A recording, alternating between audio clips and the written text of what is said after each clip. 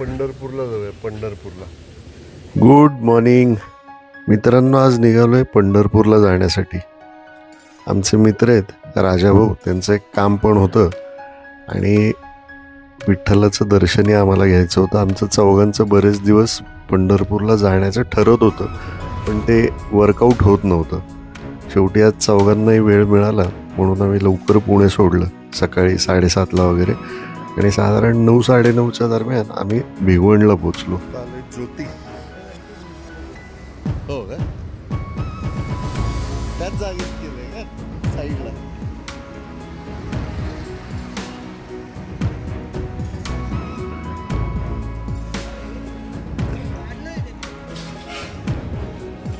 दक्षिण भारतात बरेच दिवस इडली वडा डोसा असा नाश्ता सुरू होता, आणि आता आज मौका मिळाला होता की असं जरा झणझणीत मस्त मिसळ किंवा तत्सम पदार्थ इथं खायचा.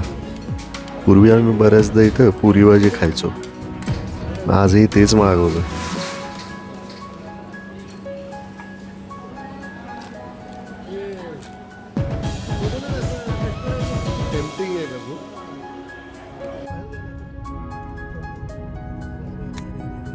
ब्रेकफास्ट केला, आम्ही पुढं निघालो पंढरपूरच्या दिशेनं जाण्यासाठी.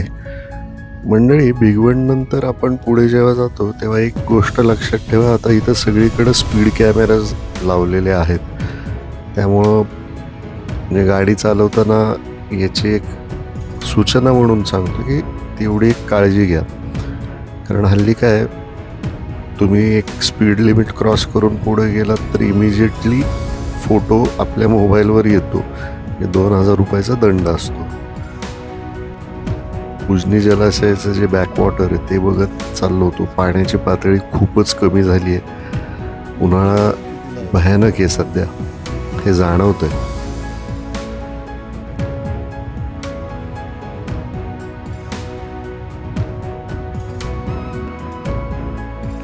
उन्हाळ्याची दाहकता आत्ताही जाणवते. गाडीत समोर बसलोय मी, पण काचेतून येणारं जे ऊन आहे तेही, म्हणजे AC चा खरं फारसा काही उपयोग होत नाही अशा वेळेस. प्रवास सुरू झाला, थोड्याच वेळात आम्ही उजनी पाशी आलो. ते समोर दिसते ते उजनी धरण आहे. हे रस्त्यावरूनच दिसतं, म्हणजे पुलावरनं. आणि इथून काहीच अंतरावरती, म्हणजे मला वाटतं 3-4 किलोमीटरवरती आपण जेव्हा पुढे जातो, मग पंढरपूरला म्हणजे हायवे सोडून आपल्याला आतमध्ये उजवीकडे वळायचं असतं. पंढरपूर फाटा, वेणेगाव म्हणतात त्याला. आणि मग इथून साधारण एक 40 किलोमीटर मला वाटतं पंढरपूरचं अंतर आहे. पंढरपूर 40 किलोमीटरवरती. राष्ट्रीय महामार्गावरनं एकदम आपण आतमध्ये येतो तेव्हा रस्ते, म्हणजे रस्ता छोटा आहे, स्टेट हायवे आहे हा, सिंगल लेन आहे. गर्दी नसेल तर आपण साधारण 1 तासाभरात इथं पोचतो.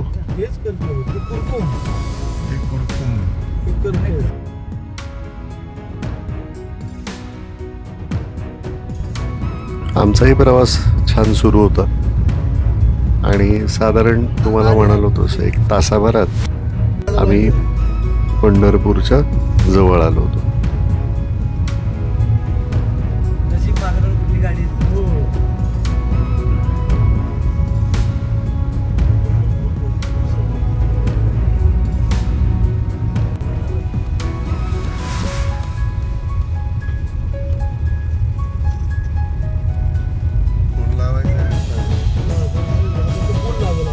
आमच्या राजाभाऊंचं जे काम होतं, ज्या व्यक्तीला त्यांना भेटायचं होतं, मग त्यांचा फोन वगैरे त्यांचं सुरू झालं आणि आम्ही थोड्याच वेळात पंढरपुरात दाखल झालो.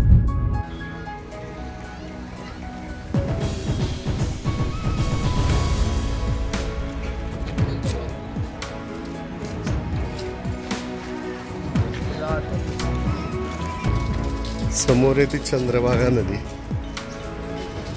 आम्ही आत्ता आलोय, आता नेमकं इथं बंद आहे सगळं मंदिर, आणि माहीतच नव्हतं आम्हाला.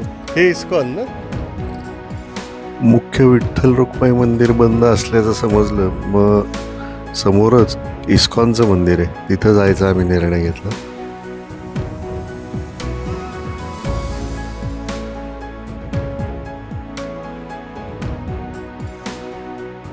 मित्रांनो, खरंच हा वाळवंट जाणवतो, पण आमचं नशीब चांगलं की आज चंद्रभागेला पाणी होतं. म्हटलं आता बोटीतून आपण पलीकडे जाऊया.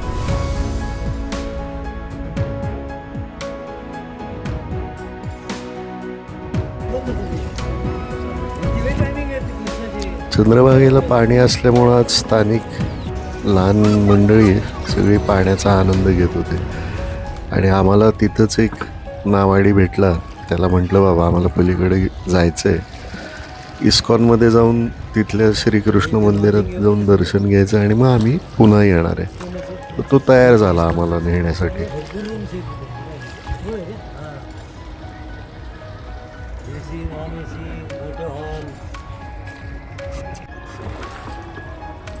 मागच्या वर्षी जानेवारीत मी आणि विनायक जेव्हा काशीला गेलो होतो, वाराणसीला काशी विश्वनाथाचं दर्शन घेण्यासाठी, तेव्हाही असाच बोटीतून प्रवास केला होता.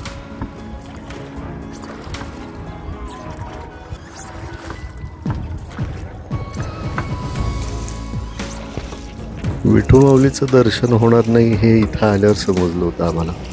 कारण सध्या इथं मंदिराच्या दुरुस्तीचं किंवा ती कामं सुरू आहेत आता, आणि त्यामुळं भाविकांसाठी मंदिर हे सकाळी 5 वाजल्यापासून सकाळी 10पर्यंत उघडं असतं आणि मग सकाळी 10 नंतर ते मंदिर बंद करतात. एका गोष्टीचं मला म्हणजे समाधान मिळत होतं, म्हणजे वाटत होतं खूप, की इतका कडक उन्हाळा असताना चंद्रभागेला आज पाणी आहे. तर कदाचित ही विठ्ठलाची इच्छा होती की चंद्रभागेचं दर्शन मिळालं आम्हाला, हे नशीब आहे आमचं. म्हणून मग आज इथं आंघोळ करायचा निर्णय घेतला आणि मग आंघोळ करून श्रीकृष्णाचं दर्शन घेऊया. पण ह्या घाटांवरनं चालताना उन्हाचा मात्र भयानक म्हणजे दाह जाणवतो बरं का इथं. आणि आत्ता तर म्हणजे भर दुपारचे 12 वाजलेले आहेत आणि कडक उन्हात आम्ही इथं पोचलो. आंघोळ केली आणि मग मंदिरात गेलो तर इथं आरतीची सुरुवातच झाली. आरतीच्या वेळेतच आम्ही पोचलो.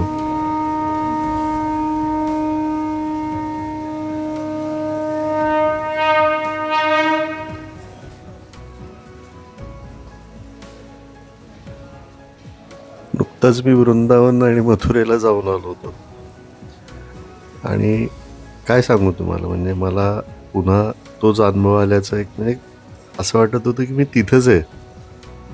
इतकं छान होतं हे सगळं. श्रीकृष्णाचं दर्शन झालं, तिथली आरती वगैरे सगळी घेतली आणि मग थोड्या वेळात तिथून बाहेर पडलो.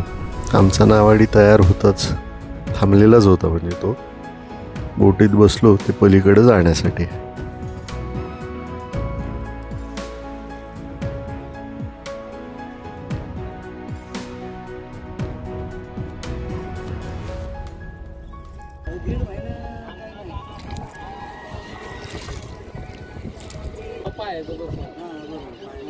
तिथं फक्त पायाचं बंद केलंय, ते आहे ते दर्शन चालू नाही. खूप दर्शन चालू आहे का? ते सकाळी चालू असतं, आता बंद आहे ना.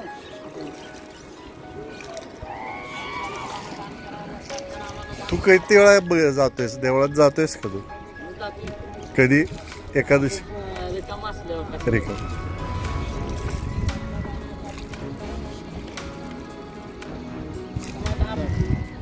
बाहेरगावी कुठल्या देवळात जातो तू? तिकडे जातो.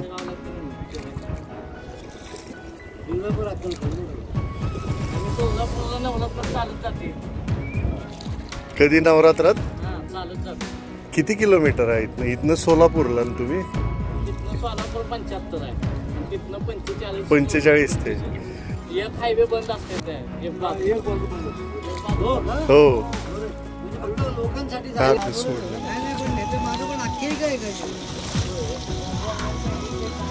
शांत आधी एकदम येत होती ना, कुठे जाते एकदम.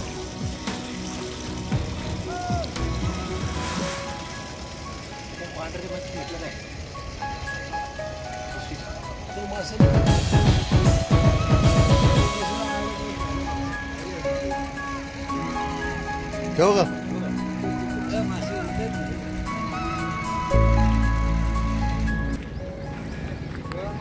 चंद्रभागेचं दर्शन घेतलं, इस्कॉन मंदिरात जाऊन आलो. इस्कॉन मंदिर.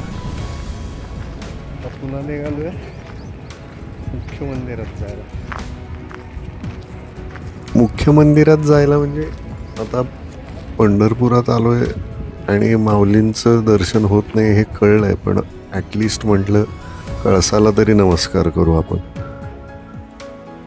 आणि त्या उद्देशानं मंदिराच्या दिशेनं जायला लागलो आम्ही. थोड्याच वेळात मुख्य म्हणजे मंदिराच्या परिसरात आलो. मुख्य मंदिर बंद असल्यामुळं आता वर्दळ तशी कमी आहे, म्हणजे ते एक कारण आहे. आणि दुसरं म्हणजे उन्हाळा, एक कडक आहे आता ऊन, त्यामुळे दुपारच्या या वेळेत आत्ता इथं गर्दी नव्हती. एक गोष्ट मला आवडली, म्हणजे मंदिर व्यवस्थापनानं काय केलं की भाविकांना आत नाही येता येते, पण ॲटलिस्ट माऊलीचं दर्शन व्हावं म्हणून बाहेरच नामदेवांच्या पायरीपाशीच तिथे एक स्क्रीन लावला आहे त्यांनी, जिथं आपल्याला विठू माऊलीचं लाईव्ह दर्शन किंवा स्क्रीनवरती आपल्याला त्यांना पाहता येतं. मग ते पाहिलं, नमस्कार केला आणि मग जसं म्हटलं की आलोय तर ॲटलिस्ट एक प्रदक्षिणा तरी घालूया, म्हणून आम्ही सगळे सध्या प्रदक्षिणा घालण्यासाठी निघालो. मंदिर बंद आहे, त्यामुळं भाविकांना आत्मदर्शन नाही घेत आहे, म्हणून त्यांनी असे स्क्रीन उभारले.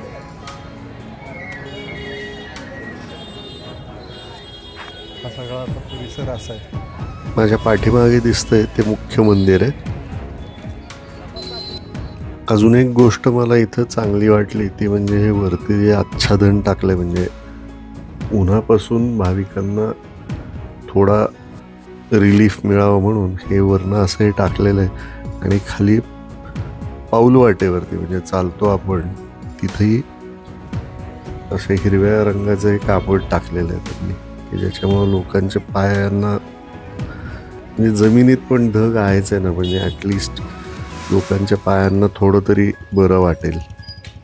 आणि हे काम म्हणजे हे जे वरचं आच्छादन टाकण्याचं काम सुरू होतं बरं का, म्हणजे त्यामुळं काही भागात होतं, काही भागात काम ते टाकायचं काम सुरू आहे.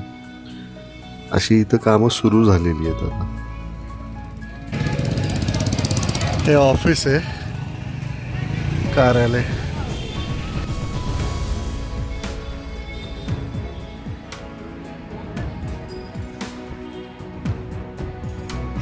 बाहेरून प्रदक्षिणा घालत असताना सगळीकडं मंदिराच्या बाहेरच्या बाजूला हे जे मचान बांधलेली, म्हणजे इथं जाणवतं की मोठ्या प्रमाणात मंदिराच्या दुरुस्तीचे किंवा मेंटेनन्सचे देखरेखीचं काम सुरू झालेलं आहे. आणि त्यामुळंच आता सध्या भाविकांसाठी मंदिर बंद केलेलं आहे.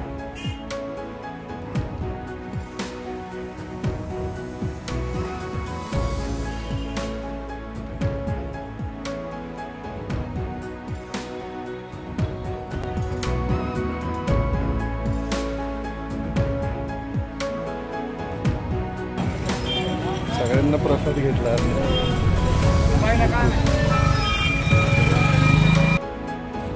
या द्वारावरती इथं प्रवेशद्वारावरती VIP प्रवेशद्वार असं काहीतरी लिहिलं होतं.